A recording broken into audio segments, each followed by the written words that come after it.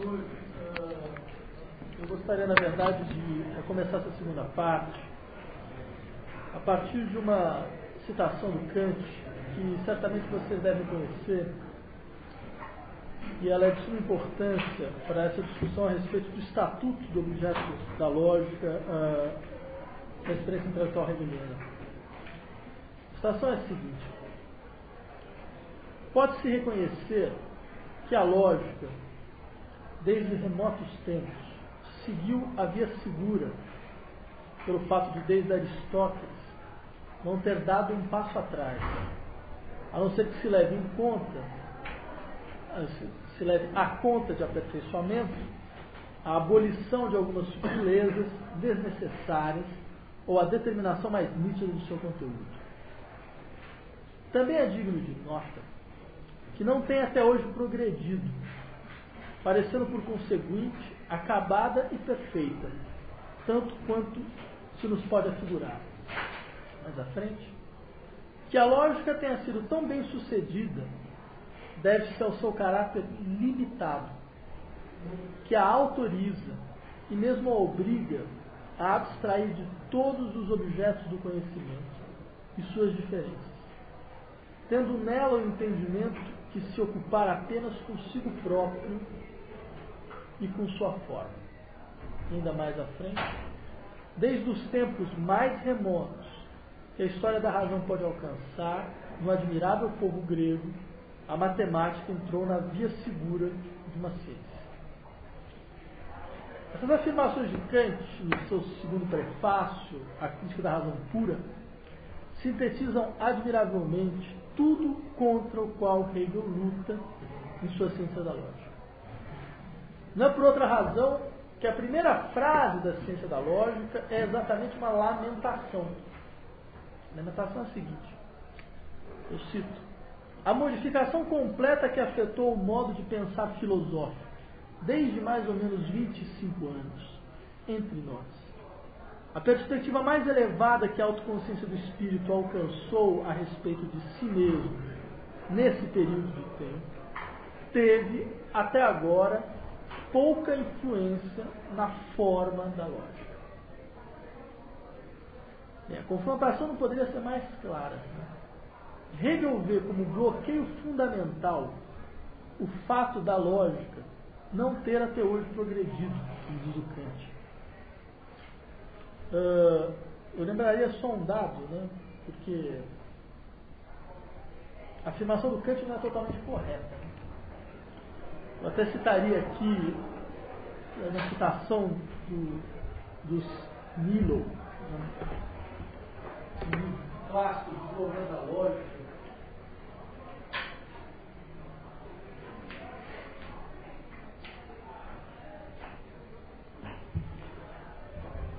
sobre o Kant. A doutrina que ele vê como descoberta completa e perfeita de Aristóteles foi, de fato, uma confusa versão peculiar da mistura tradicional entre elementos aristotélicos e estoicos. Isso é só a título de correção. Mas, de qualquer maneira, Hegel vê como bloqueio fundamental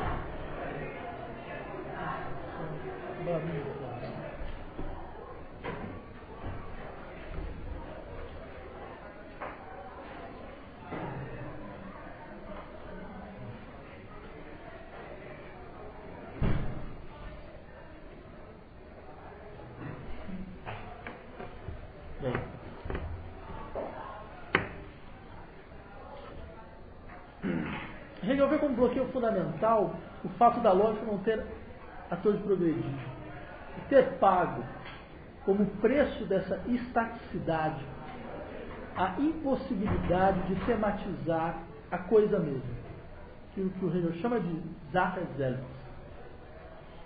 limitando-se à abstração de todos os objetos do conhecimento.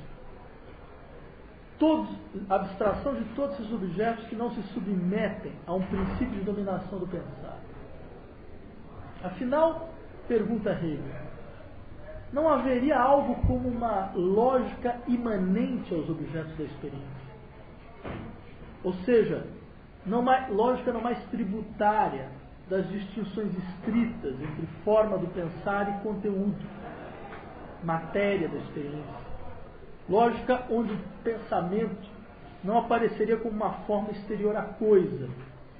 Lógica, para usar um belo termo do próprio Hegel, do que é plasticamente imanente. O que é objeto de uma plasticidade imanente. A dependência da lógica ao modo de pensar próprio às matemáticas não seria, afinal, responsável por sua imobilidade desde Aristóteles? Por isso, deve a filosofia aceitar que o seu método seja inspirado na clareza e distinção da matemática, como já insistiu Descartes? Essas questões são fundamentais para Hegel. Ele precisa ver na matemática um modo defeituoso de pensar. Diz o termo do Hegel, é um calcular desprovido de conceito. Begrifflose calculieren. Um calcular desprovido de conceito fundado sobre a determinação puramente quantitativa. E que o conhece apenas, tudo isso é o Hegel falando, né? Diferenças exteriores e igualdades vazias. É interessante porque essa desqualificação da matemática, isso é um dado da tradição dialética pós-hegeliana, né? Porque toda a tradição dialética pós-hegeliana vai insistir nesse aspecto. Vide, por exemplo, o exemplo de Adorno, para que a matemática estava a serviço da racionalidade instrumental. Bem, mas o fato é que Hegel precisa ver na matemática um modo defeituoso de pensar, para poder transformar a infinitude em objeto de uma experiência que será o elemento fundamental da filosofia. Para transformar a infinitude na coisa mesma com a qual a filosofia deve se confrontar. Por isso, como nós vamos ver mais à frente, Hegel vai dizer, entre outras coisas, caracterizar o infinito matemático como uma infinitude ruim. Hegel talvez seja o único filósofo para quem é possível que o infinito seja ruim. E precisa trabalhar com dois conceitos absolutamente distintos de infinitude. Uma má infinitude e uma infinitude verdadeira. Nessa crítica do vínculo, isso por quê? Isso está vinculado, entre outras coisas, à desqualificação do infinito matemático. A noção de progressão ao infinito, por exemplo. Nessa crítica do vínculo entre lógica e matemática, em prol da renovação do vínculo entre lógica e metafísica, encontra-se uma discussão maior a respeito dos modos de relação de pensamento e infinitude. E o que Hegel quer dizer é a matemática não tem condição de pensar a infinitude. Pensar a infinitude só é possível lá onde a filosofia abandona um modo de distinção, de determinação, de clareza que é próprio às matemáticas. Mas o fato é que eu queria desenvolver com calma nesse curso, e que me parece central, é um quiasma que está pressuposto aqui, que é um quiasma fundamental para Hegel. Esse quiasma é um quiasma entre determinação imanente dos objetos da experiência e manifestação da infinitude. Hegel quer, de uma maneira ou de outra, mostrar que, ao tematizar a infinitude, a filosofia é capaz de ser o discurso da determinação imanente dos objetos da experiência. Ou seja, que ela não pressupõe uma forma anterior ao conteúdo da experiência. Ela deixa-se pautar pelo ritmo do conteúdo da experiência. Ela constitui o seu modo de apreensão através daquilo que nós poderíamos chamar de uma espécie de tendência do próprio objeto. Não uma projeção do pensar, mas uma tendência interna ao objeto. Ou seja, toda a questão é possível a filosofia ser uma lógica imanente dos objetos da experiência ou não? Dialética nada mais quer ser do que uma lógica imanente dos objetos da experiência. Veja, como eu gostaria de mostrar, trata-se de essa questão, esse quiasma, é um dispositivo central, não apenas na ciência da lógica, mas em toda a filosofia hegeliana. E a partir desse ponto que nós devemos procurar compor uma rede de debates capaz de mostrar como essas questões ressoaram no interior de experiências intelectuais maiores da filosofia do século XX. E esse é o segundo objetivo do curso. Né? Se o primeiro consiste em compor, ou propor, na verdade, chaves de leitura capazes de orientar a interpretação do projeto geral da ciência da lógica e alguns dos seus momentos centrais, o segundo objetivo consistirá em mostrar como o projeto hegeliano continua atual. Continua atual por ser capaz de tematizar operações que vão ser fundamentais para momentos distintos da filosofia do século XX. Eu gostaria de me deter em 3 operações feitas por filósofos que têm em comum, ao menos, a necessidade de referir-se constantemente a Hegel, de maneira depreciativa. Isso a fim de estabelecer um campo de confrontações, onde problemas maiores, referentes à possibilidade de pensar o tempo, pensar o sensível e de pensar a diferença, se colocam. Essas operações são a crítica ao conceito vulgar de tempo, feita por Martin Heidegger, Alvo Hegel. A defesa do primado do objeto na dialética negativa de Theodor Adorno, Alvo Hegel. A crítica ao esvaziamento da diferença através de uma contradição compreendida a partir da noção de oposição, tal como nós encontramos no Deleuze, do Alvo também. Na verdade, eu queria mostrar é que todos esses 3 filósofos que se mediram insistentemente a ele, acabaram por constituir dispositivos que, ironia suprema, podem ser facilmente podem ser encontráveis no cerne do projeto filosófico hegeliano. E essa vai ser uma maneira de avaliar a pertinência de um diagnóstico feito por Michel Foucault e colocá-lo como uma espada de Damocles sobre a cabeça da nossa época. O diagnóstico é o seguinte: toda época, quer seja pela lógica ou pela epistemologia, quer seja através de Marx ou através de Nietzsche, tenta escapar de Hegel. Mas realmente escapar de Hegel supõe apreciar de maneira exata quanto custa se desvincular dele. Isso supõe saber até onde Hegel, talvez de maneira insidiosa, aproximou-se de nós. Supõe saber o que é ainda hegeliano naquilo que nos permite pensar contra Hegel. E medir em que nossa recusa contra ele ainda é uma astúcia. Uma astúcia que ele mesmo nos opõe e ao final da qual ele nos espera e morre. Eu proponho levar essa consideração em conta ao começar a leitura da ciência da lógica. É uma maneira de mostrar, me parece, como os textos filosóficos eles têm uma peculiaridade. A peculiaridade é os seus processos de negociação, para utilizar um termo da teoria literária.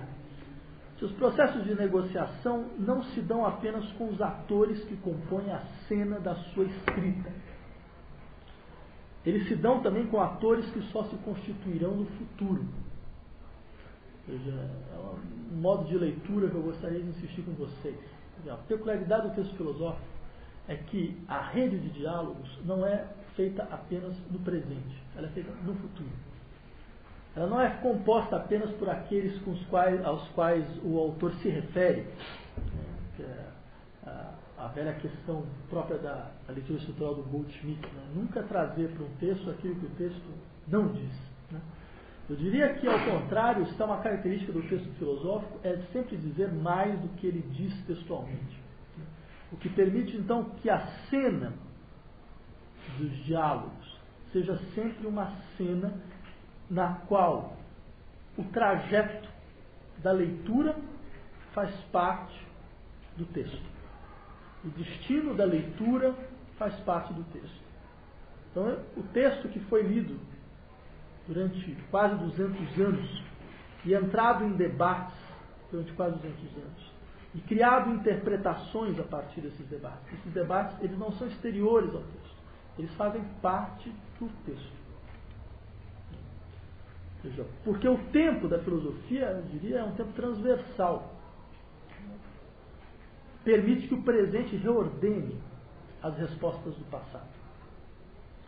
E é só a partir dessa transversalidade do tempo que é possível ao leitor ocupar o papel de dois atores. E todo leitor do texto filosófico clássico deve saber ocupar o papel de dois atores. Aqueles que fazem parte da cena da escrita e aqueles que se constituem apenas a posteriori. E essa duplicidade me parece fundamental para a leitura de um texto maior, como a ciência da lógica. E antes de iniciar esse processo de leitura, uma leitura que vai procurar articular visões globais de elementos que compõem a economia do texto, imersão em momentos fundamentais, eu creio ser importante apresentar algumas colocações preliminares sobre esse modo de pensar e de articular problemas filosóficos que vai ser a marca da experiência intelectual hegeliana e que aparece com toda a sua força no nosso livro. É um modo que pode ser inicialmente abordado através de algumas considerações sobre o estilo da escrita filosófica, da ciência da lógica, em particular, e de Hegel em geral. Na verdade, eu gostaria de terminar a aula de hoje com algumas considerações a respeito do estilo de Hegel. Porque uma leitura filosófica deve estar atenta não só à ordem das razões, mas também ao estilo da escrita. As exigências do estilo não são considerações externas aos objetos com os quais um pensamento se defronta. Isso talvez nos esclareça porque o estilo de Hegel desconhece um certo regime de clareza e distinção geométrica na escrita conceitual. Bem, não se trata aqui de fazer uma apologia da obscuridade, mas acho que valeria a pena lembrar a relevância da questão a respeito da adequação entre clareza e objeto. Todos os objetos da experiência podem ser expostos através de uma linguagem de máxima visibilidade. Eu lembraria que, em vários momentos, a resposta da filosofia foi negativa. Por exemplo, nós conhecemos claramente a recusa de Hegel em descrever os objetos da experiência através da clareza de uma linguagem de inspiração matemática, de uma geometria retórica fundamentada através de analogias com os dispositivos da geometria euclidiana. A apreensão conceitual dos objetos da experiência exige uma compreensão especulativa da estrutura proposicional que nada tem a ver com exigências abstratas de clareza. Ao contrário, a clareza de inspiração matemática que guia o uso ordinário da linguagem, do senso comum, é mistificadora. É mistificadora porque ela clarifica o que não é objetivamente claro. Ela procura utilizar categorias distantes para aprender aquilo que só pode aparecer de maneira negativa ou através, utilizando aquela bela expressão do Fausto, através de significações fluidas. Assim, o estabelecimento de uma gramática filosófica adequada acaba por se confundir com um movimento amplo de crítica à linguagem clara do entendimento. Daí por quê? Eu cito aqui a fenomenologia. Não é difícil perceber que a maneira de expor um princípio, de defendê-lo com argumentos, de refutar também com argumentos o princípio oposto, não é a forma na qual a verdade pode se manifestar. A verdade, o movimento dela nela mesma, enquanto esse método é o conhecimento exterior à matéria. É por isso que ele é particular à matemática. E nós devemos deixá-lo à matemática. Como vocês percebem, o filósofo nunca gostou de diálogo. Então, isso é uma grande falácia, achar que você pode dialogar com as filosofias. Bem, Adorno foi talvez aquele que melhor compreendeu a necessidade de articulação entre estilo e objeto no pensamento hegeliano. Eu cito uma citação fundamental. Hegel é, sem dúvida, o único dentre os grandes filósofos que, em alguns momentos, não sabemos e não podemos decidir sobre o que, afinal, ele fala. O único a respeito de quem a própria possibilidade de tal decisão não é assegurada. Essa proposição é aparentemente paradoxal, porque ela insiste na existência de uma opacidade constitutiva do estilo hegeliano. A existência de regiões de silêncio legíveis na textura do texto. Para Adorno, nós estamos diante de uma opacidade cuja estrutura deve ser deduzida do próprio conteúdo da filosofia hegeliana, do próprio objeto da filosofia. Diz ele, já que cada proposição singular da filosofia hegeliana reconhece a sua própria inadequação à unidade da totalidade. A forma deve exprimir essa inadequação, na medida em que ela não pode apreender nenhum conteúdo de maneira adequada. Mas o interessante é que esse bloqueio na apreensão do conteúdo é um fato inscrito da linguagem especulativa. A sensação de evanecimento da referência, que todo leitor de Hegel conhece bem, essa impressão de que o estilo da escrita parece destruir a determinação dos objetos a respeito dos quais falávamos com relativa segurança até há pouco, é, de uma certa forma, a experiência motor da dialética hegeliana. A clareza e a distinção, diz o próprio Hegel, tem por modelo diz o Adorno, tem por modelo uma consciência reificada do objeto. Como se houvesse certos objetos que só podem ser apreendidos através de uma torção da língua. Através de uma experiência de fracasso reiterado de posição de determinações conceituais. Em Hegel, o conceito traz as cicatrizes do fracasso reiterado em apreender aquilo que se dá como conteúdo da experiência. E se as feridas do espírito se curam sem deixar cicatrizes, como dizia o próprio Hegel, é porque o conceito aprende que, em certos momentos, fracassar a apreensão do conteúdo é a única maneira de manifestar aquilo que é da ordem da essência dos objetos. E é isso que leva Adorno a dizer: se um dia fosse possível definir a filosofia, ela seria um esforço para dizer aquilo sobre o qual não se pode falar. Lembrem da primeira definição sobre a lógica do Hegel que eu havia trazido nessa aula. Nossa aula. A lógica não pode dizer o que ela é de maneira prévia, enquanto as potencialidades de significação da língua não foram retrabalhadas.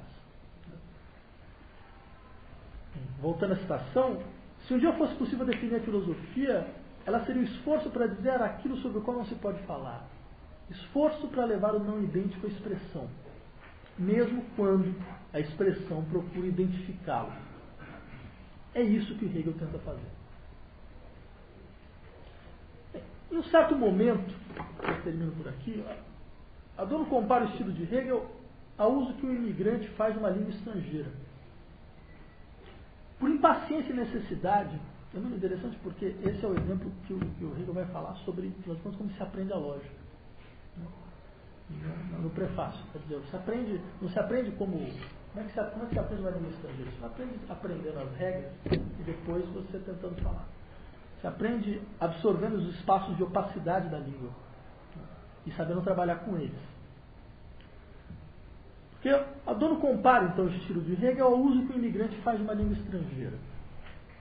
Por impaciência e necessidade, ele lê, deixando para trás palavras indeterminadas que só vão ser relativamente compreendidas através da reconstituição lenta e demorada de contextos. Muitas palavras vão ficar para sempre opacas, e apenas o seu uso conjugado será apreensível. Outras ganharão uma sobredeterminação que o falante nativo não tinha mais a distância necessária para desvelar.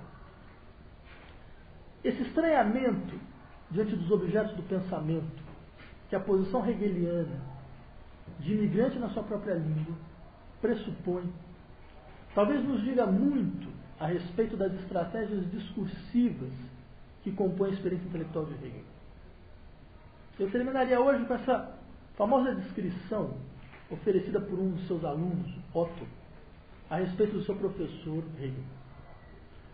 Ela talvez nos diga muito a respeito desse fazer filosófico que vai ser nosso objeto de estudos durante esse semestre. Eu cito: cabeça baixada, como se estivesse dobrado sobre si mesmo, o ar cansado, ele estava lá, de pé, e enquanto falava, procurava continuamente nos seus grandes cadernos, percorrendo-os sem parar, em todos os sentidos. Uma tosse incessante interrompia o desenvolvimento do discurso. A frase, ela estava lá, isolada. Ela vinha com dificuldade, como se fosse arrancada. Cada palavra, cada sílaba só se soltava a contragolpes, pronunciada por uma voz metálica, para em seguida receber, no amplo dialeto suave, uma ressonância surpreendentemente presente, como se a cada vez o essencial estivesse lá. E o primeiro passo, então, para ler Hegel, é compreender a necessidade dessas palavras que temem não se submeter à superfície. Bem, era isso que eu tinha a apresentar para vocês hoje. Se vocês tiverem alguma questão, a gente vai discutir. Eu vou perguntar para você, nessa situação que você apresentou três filósofos que, de certa maneira, estariam sendo inspirados por ele no final da ciência dele, conforme o propôs. Uma das coisas, bom, você introduziu o problema da matemática também, mas eu ia perguntar para você a respeito do Badiou. Como que ele, para ser pessoador, ele conseguiu algumas coisas, ele se propôs a isso? Eu não consigo compreender direito, mas eu fiquei curioso, por exemplo, quando ele cita aquela, só um grande acontecimento, talvez poderia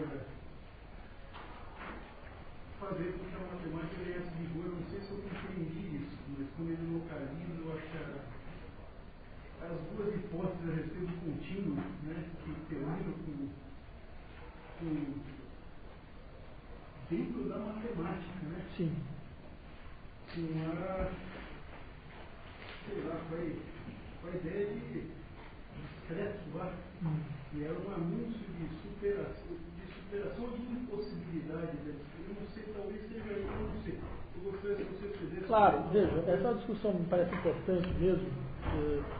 O Badiou tem um livro chamado Logique des Mondes, Lógica dos Mundos. Um livro que saiu faz um ano, eu acho, mais ou menos, onde há uma longa digressão bastante interessante sobre uma das matemáticas do Hegel. E, bem, grosso modo, a ideia dele é mais ou menos a seguinte. Veja, nós não podemos fazer esse tipo, ou tentar dar atualidade a esse tipo de diagnóstico hegeliano, da impossibilidade de se articular ontologia matemática, que é isso que o Hegel está querendo dizer, que o objeto da ontologia é a infinitude.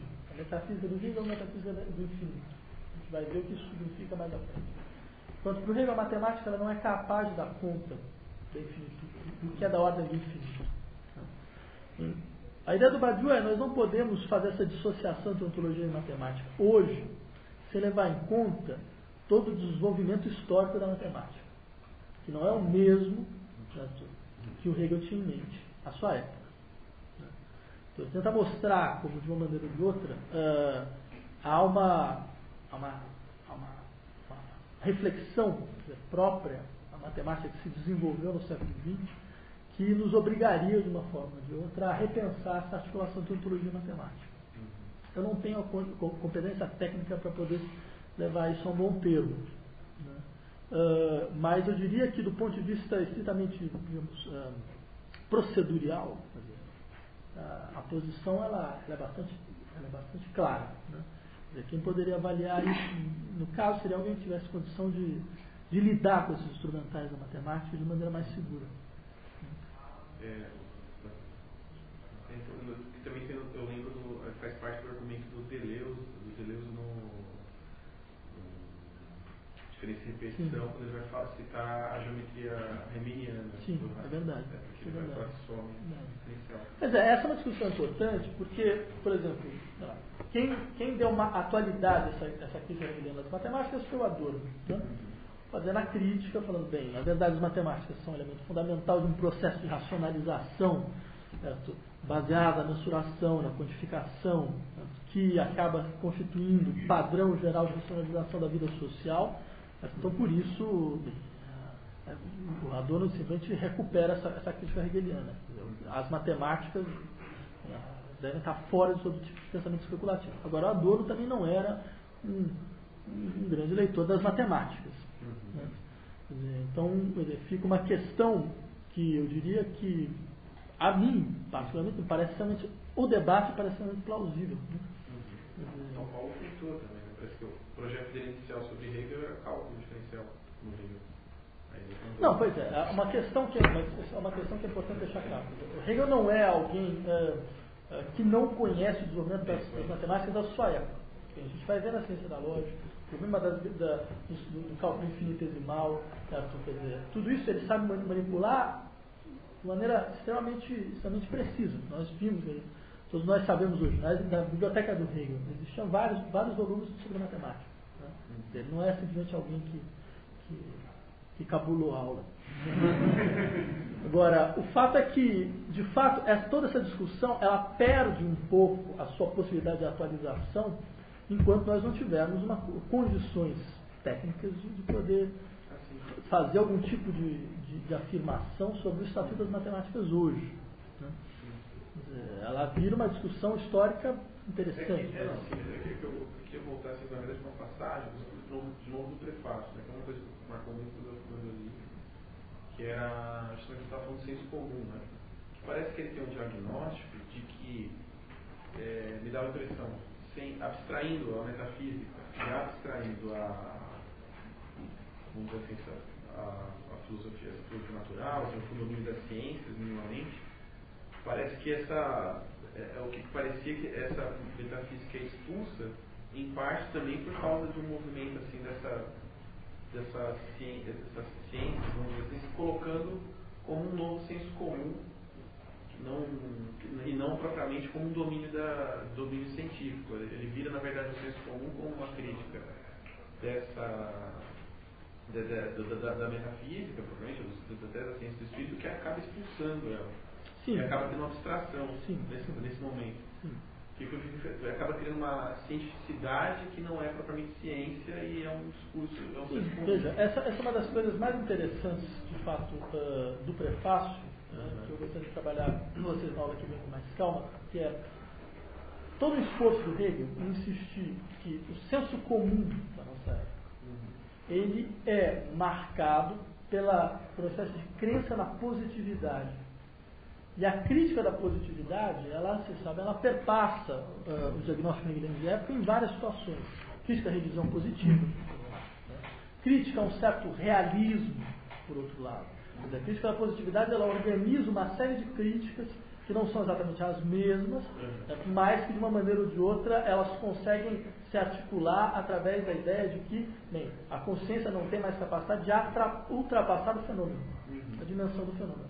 Então ela pode tomar o fenômeno como uma descrição, de uma maneira realista, ela pode tomar o fenômeno como um limite ao conhecimento, ela pode tomar o fenômeno como pura representação, né? Mas o fato é que todas elas, de uma maneira ou de outra, elas convergem na impossibilidade de ultrapassar algo da ordem naquilo que o Hegel chama de positividade. Nessa hora eu entendo assim, essa crítica às matemáticas como isso, como algo que aparece uma crítica, entre aspas, como um tipo de fetiche que se colocaria limitando a capacidade de compreender tanto o modo de desenvolvimento propriamente do espírito, assim, esse movimento onde se desenvolve essa essência, numa forma de abstração, que você recorta e coloca um dado determinado a partir de uma falsa objetividade. Sim, veja, eu poderia dizer, assim, tanto no modo de exposição quanto de dedução. Talvez a maneira mais clara seria dizer simplesmente, matemática era o modo de estruturação dos processos de determinação. Matemática é o modo de determinação do regime do aparecer. Quer dizer, através de um certo modo de constituição da objetividade, um padrão de objetividade, É o modo de determinação do aparecer que é estabilizado. Tá consciente. Exato. Então, há toda uma questão fundamental de fazer com que a crítica ao modo do aparecer funcione como um motor de progresso da reflexão filosófica. Então, daí porque a crítica matemática tem que aparecer dessa forma. Tem que dissolver essa máquina para aparecer um movimento, propriamente. Sim, é um outro modo, não só é um outro modo de determinação da objetividade. Aqui depois você vai ter a dedução do número, não sei o quê. Isso aqui vai aparecer algo que... Por exemplo, uma frase que é absolutamente brutal, mas fundamental. O número não é um pensamento. Está lá no prefácio. Ou seja, você fala, o número não é um pensamento. Por quê? Porque a diferença é uma diferença mesmo. O Hegel chega a falar, para vocês terem uma ideia. Deixa eu deixar isso aqui em algum lugar. Essa é uma frase bastante...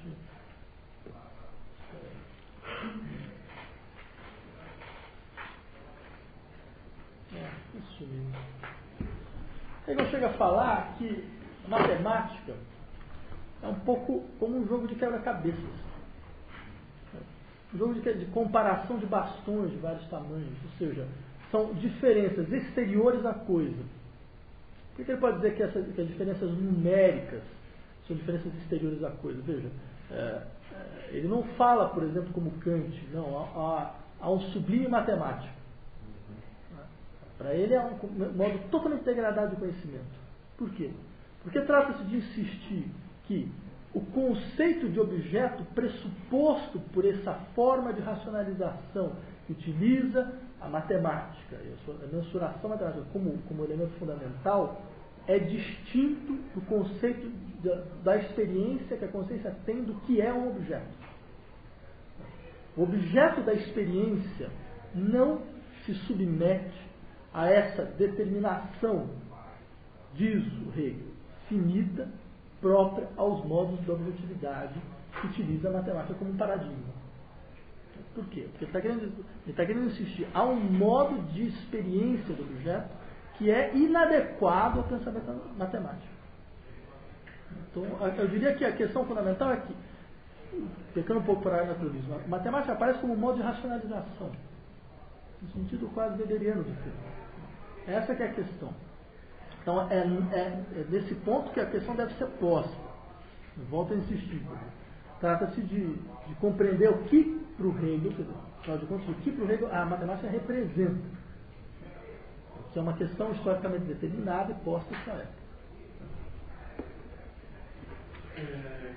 Com essa crítica das matemáticas, você também, voltando ao começo, ao projeto completo que o Hegel tinha na ciência, a filologia, a ciência lógica, eu não compreendi se a filosofia do espírito da natureza permanece como um projeto posterior à lógica. Porque vem entender o seguinte, que se dá o Avianon, que é o instrumento do conhecimento, à ciência, se a lógica para a filosofia da natureza, já que a matemática foi descartada, vai ter a mesma função de órgão para a filosofia da natureza posterior. Com certeza. Veja, não é por outra razão que lá na doutrina do conceito, categorias da filosofia da natureza começam a entrar, viram categorias lógicas. A vida é uma categoria lógica. Vejam, isso é absolutamente contra-intuitivo. A vida não é algo. Não era a colocação que você vai falar, a vida não é uma categoria lógica. A vida é no máximo a categoria própria de um modo empírico de conhecimento que é a biologia. Né? A vida e a morte, né? são conceitos orgânicos. Agora, Hegel insiste, a vida é uma categoria lógica, porque a sua internalidade, o seu movimento interno assentado no movimento próprio das categorias lógicas. Assim como o mecanismo, o quimismo, a teleologia dos organismos, a característica fundamental dos organismos, o conhecimento que se tinha os organismos eles têm uma finalidade, que é uma finalidade interna. Todo organismo tem uma finalidade interna. Então, há uma teleologia própria a todo organismo. A teleologia é uma categoria lógica. Eu diria algo ainda muito mais brutal. Quer dizer, o belo aparece como uma categoria lógica, uma categoria da ideia. Então, quer dizer, de uma certa maneira, como é que a gente pode entender isso? Quer dizer, é como se nessa articulação entre lógica e ontologia, aquilo que é da ordem da filosofia da natureza, da filosofia do espírito, fosse aos poucos sendo absorvida pela lógica. O que faz, então, com que... Essa é um dado interessante, porque isso sempre serviu, na verdade, como crítica à filosofia hegeliana da natureza. A filosofia hegeliana da natureza é um delírio. Por exemplo, Kojève, né, que é um leitor do Hegel.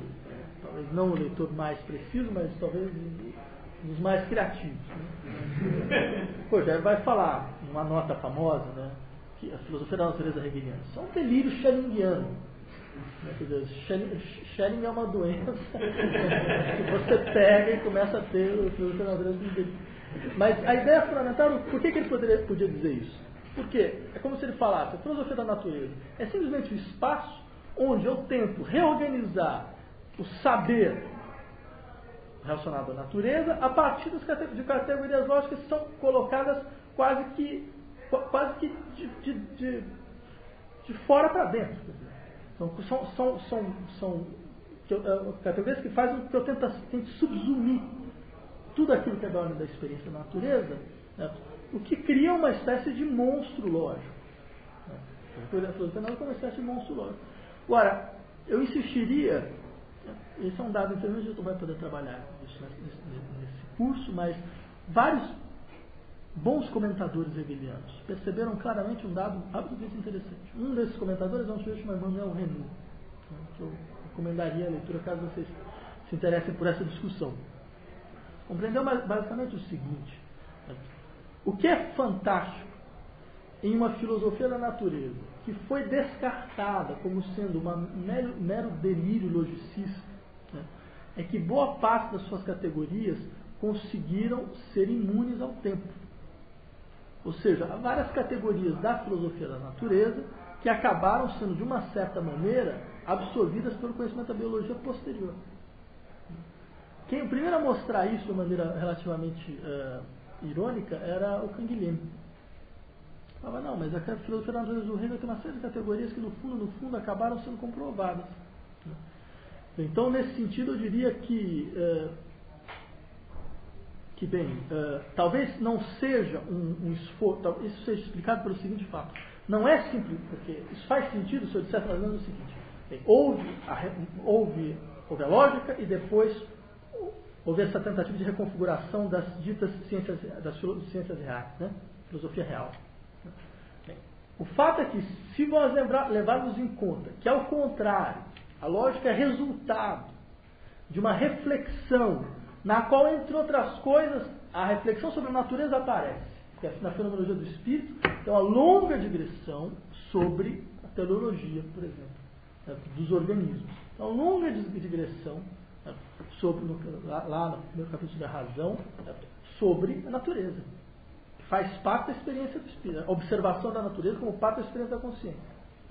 Então, ou seja, é através da tematização dessa experiência que a lógica nasce. Então, ou seja, ela não é que ela subsume as determinações empíricas, ela é resultante delas. Por isso que ela pode voltar depois, para o Hegel sem maiores dificuldades. A tematização do empírico. Eu me recordo que o Canguilhem, muitos textos tematizaram essa questão toda, porque, se não me engano, que Aristóteles e Hegel teve aos poucos a pensar, digamos, o conceito de maneira orgânica e biológica. Sim, sim. Seria um pouco isso a ideia. Hegel tentar desenvolver uma lógica que seja pautar ali, não digo vitalismo, mas o texto que o Canguilhem entende, uma tentativa de entender o universo de maneira orgânica. Exatamente. Olha, quem desenvolveu isso de uma maneira absolutamente surpreendente, tão surpreendente que eu ainda não sei se é realmente uma coisa genial, se é uma coisa realmente absurda, mas realmente trata-se de uma experiência bastante interessante. É uma comentadora do Hegel que chama Catherine Malabou.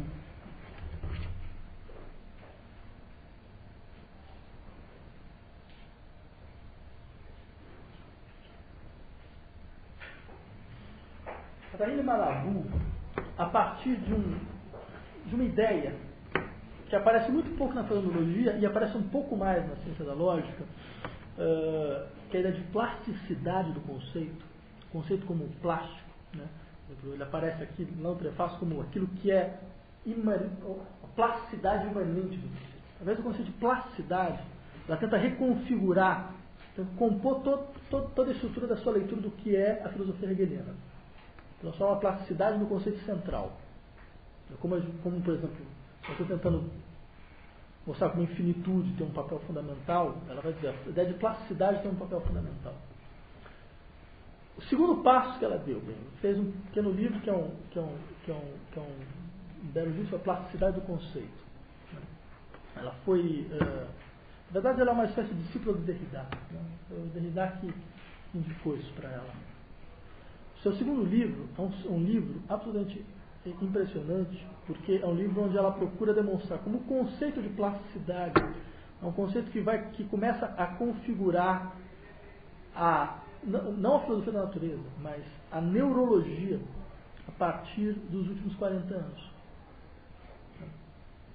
No fundo ela tenta mostrar como de uma maneira ou de outra a maneira com que nós somos obrigados a abandonar, por exemplo, essa ideia totalmente localista das disposições cerebrais, né?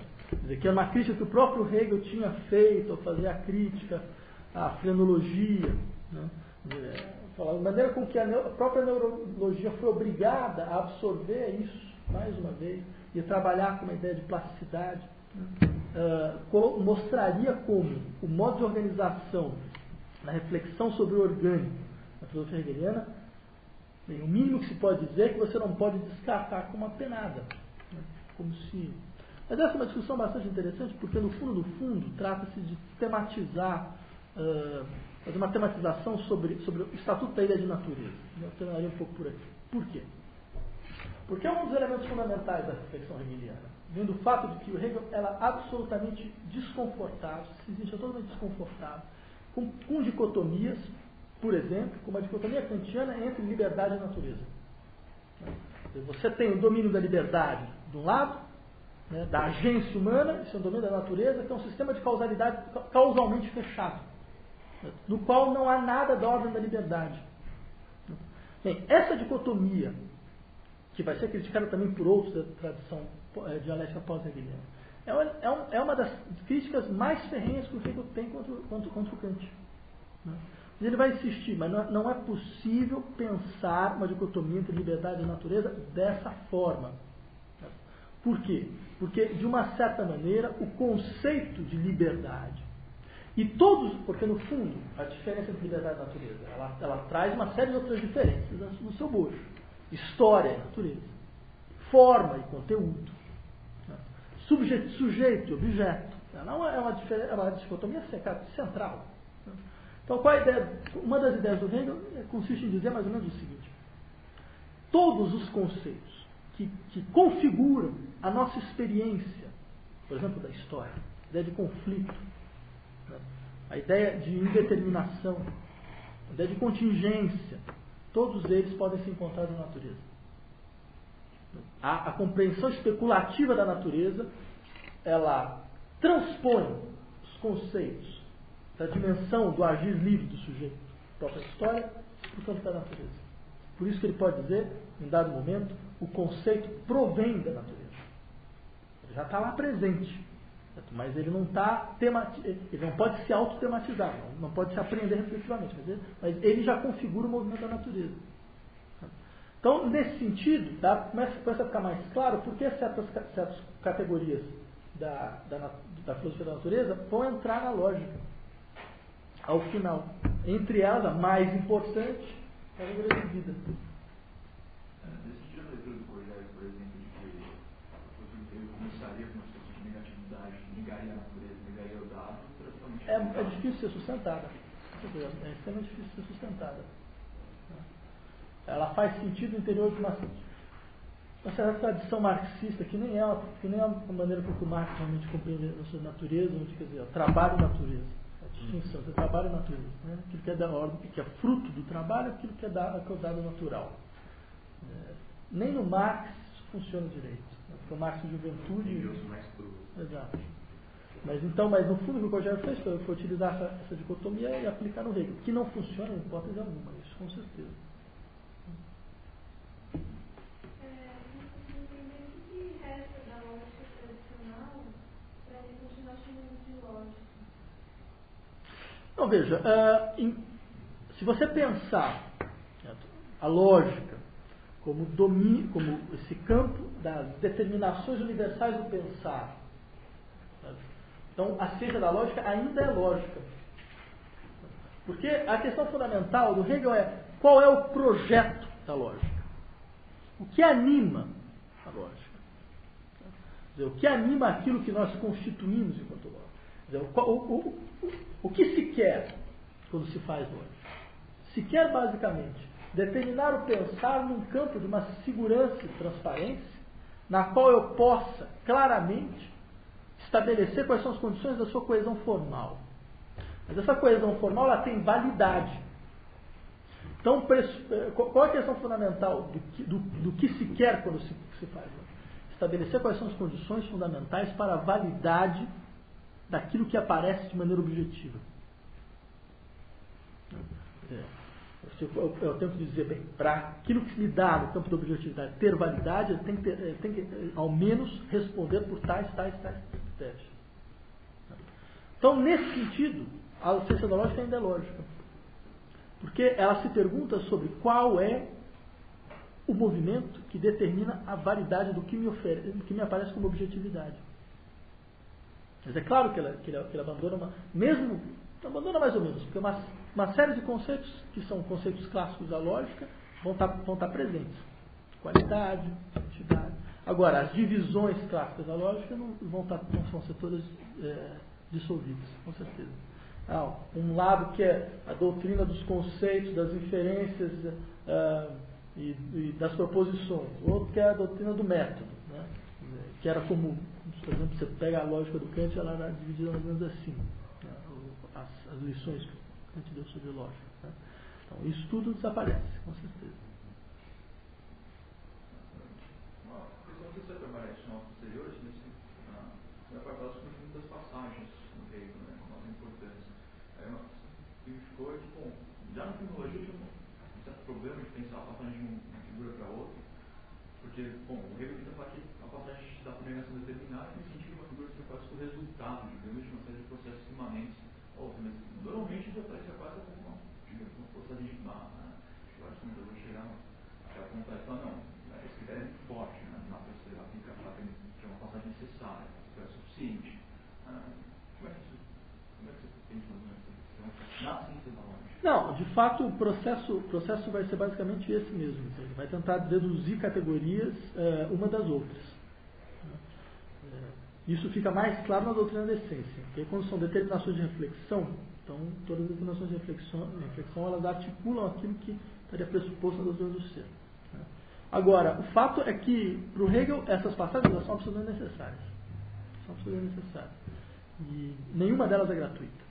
A ideia é, nós podemos de fato insistir em cada uma delas. Eu sei que há uma série de comentários que fazem considerações, alguns até, essa passagem deveria ir para tal lado, não para outro. Mas eu gostaria de mostrar com vocês, nos textos que a gente vai analisar, como esse movimento é um movimento absolutamente defensável, né? Dentro no interior do processo, no interior da maneira com que o Hegel vai construir a negação determinada, a passagem do ser ao nada, né? O processo da quantidade, da qualidade à quantidade, depois da medida, todos eles são absolutamente coerentes no interior do sistema. Há um dado que é interessante, talvez a única crítica que eu acho interessante é do Vittorio Rosner, né? É dizer que faltou um último estágio na lógica. A lógica objetiva, a lógica subjetiva, faltou um estágio próprio entre a subjetividade. Aí é uma discussão interessante. Né? A gente vai ver isso mais à frente. Bem, só uma última pergunta. Como eu não compreendo nem nada, eu posso tornar um ponto a leitura que ele faz na meditação 15, você acha que é uma boa leitura? Olha, eu vou deixar com vocês, tem lá no ser o evento, exatamente essa parte sobre, que é uma discussão sobre a ideia de infinito. Eu acho interessante. Agora, o problema da leitura que o Bavinck faz é que, bem, ele escreveu um livro chamado Ser e o Acontecimento, onde ele tentava assim, montar o seu sistema. Muito engraçado porque Sartre tem, talvez vocês vão lembrar disso nas palavras. Sartre tem um momento onde ele vai dizer que na escola normal superior, nos anos 30, né, uma menina, quando queria falar que aquele sujeito é um bom partido, né, ela falava, isso aí já tem o seu próprio sistema. Eu digo assim, o Badiou montou o seu próprio sistema. Né? O que tem enquanto comentário do texto, isso fica praticamente inutilizável, certo? Porque você precisa reconstituir todo o pensamento a partir do sistema do próprio. Né? Mas, abstraindo essa questão, eu diria que há algumas questões bastante interessantes que eu acho que valem a pena serem trazidas aqui, eu gostaria de trazer. Ok, então, muito obrigado pela presença de vocês, eu espero vocês na segunda que vem. As notas de aula vão estar disponíveis na